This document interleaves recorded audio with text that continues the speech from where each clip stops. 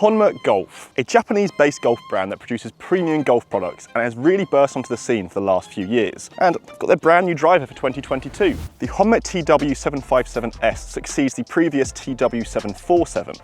But what's new? This year it seems that Honma have gone down the carbon route, like some other brands, to really focus on ball speeds and distance. The main thing they're focusing on is this world's first carbon slot just behind the face itself. This is supposed to help with repulsion and really increase ball speeds and distance. In all honesty, it's kind of like we've heard it all before, just in different sorts of words. This is definitely at the upper price bracket with an RRP of just over £550. More expensive than TaylorMade, more expensive than Callaway. But is it better? It must be said the aesthetics of the Honma TW747 going into now the 757 range, they've really made it like a premium product, almost similar to Titleist in a way. You can see the 757 here is a very sleek black finish, but nothing too crazy, which is why I'm likening it to Titleist. They're not going crazy as to design at all, but they do manage to make a really sleek, compact design. What is interesting about the 757S is that it's 455 cc's, so you're going to see it maybe being a little bit smaller than some other ones. They do also have a D version in comparison to the S version, which is 460 cc's, which makes you think that this one here is for the better players. That is certainly the case, I think, from design alone, and looking down at it, it is a very compact model, likening it to, let's say, a Titleist TSI4 or something like that. One thing that I think is good and also bad as well is the shaft offering, a little bit different to other companies because they have their own little special Honma Vizard shaft for the TW757 alone. They offer it in stiff and also in regular, but it's 50 grams. I think 50 grams may be a little bit too light for a stock offering, but from the testing that I've done with it over the last few weeks, it does feel okay. And one thing as well is that it's a very stable shaft, and with the technology involved in the shaft as well, whatever loft that you want to do it on, it's got an adjustable hosel here. Mine's set to 9 degrees. Whatever loft you put it on, the spine of the shaft itself remains in the same position. So I think this entire model, the 757S, is an extremely stable, really stable model. But is that worth £499? Let's find out. Honma itself aren't talked about in the same likeness as TaylorMade Stealth, Cobra LTDx, Callaway, and there's a few reasons behind that. One large reason is the actual market influence on PGA Tour, DP World Tour, Live, sorry. And they've had some success, but also they've had one big no, which Justin Rose unfortunately was a part of when he switched to them, didn't like them at all, and switched back and became a bit of a better player. This, everyone says any publicity is good publicity. This Justin Rose towards Honma was not good at all.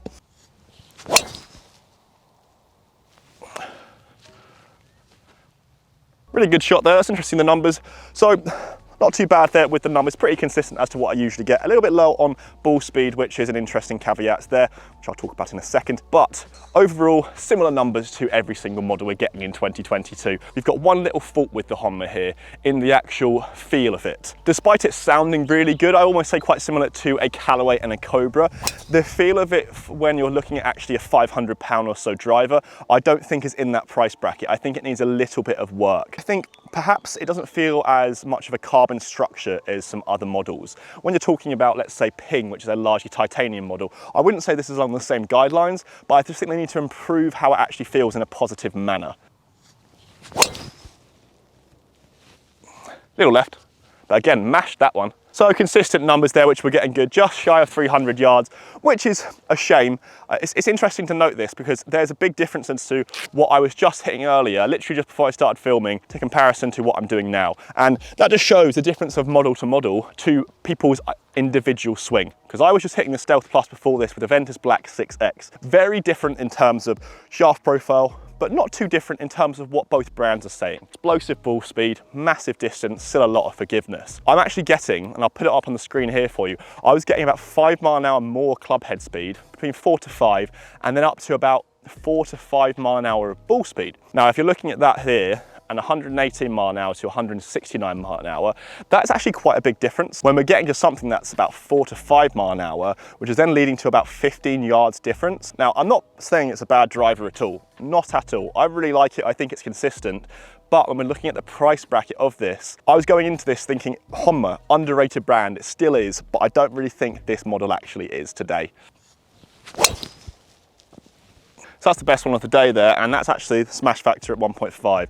Clubhead speed's 118, but then we're getting that at 174 mile/h ball speed, so a lot better. And actually, I've just hit 4 drives straight in the middle of the fairway.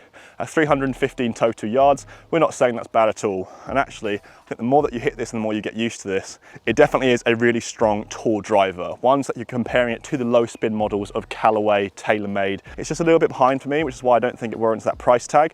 But as an all-around performer, it's pretty good. You might think I'm being a little bit harsh to this Honma driver, and that may be the case, but I think in today's market, you do really need a unique selling point if you're not one of the big front runners, and I don't think this Honma TW757-S has that. What's gonna make people choose this over a TaylorMade, over a Callaway, over a Cobra, over a Titleist? It's not the price. Could it be the performance? Perhaps, but it needs for people to look at it first, really catch their eye, and then go for it. When you're looking at a driver that's an RRP of £550 or so, you're really expecting the wow factor. Performance-wise, maybe it does have that, but just not enough to turn heads. As per the title, is this the most underrated driver of 2022? Performance, maybe, but for price, I don't think so. What I'm noticing as well with Honma is model to model, if you look back at, let's say, a 2-year-old Honma driver now, the reductions are absolutely crazy. They're almost like £200 for a driver, which is an absolute bargain.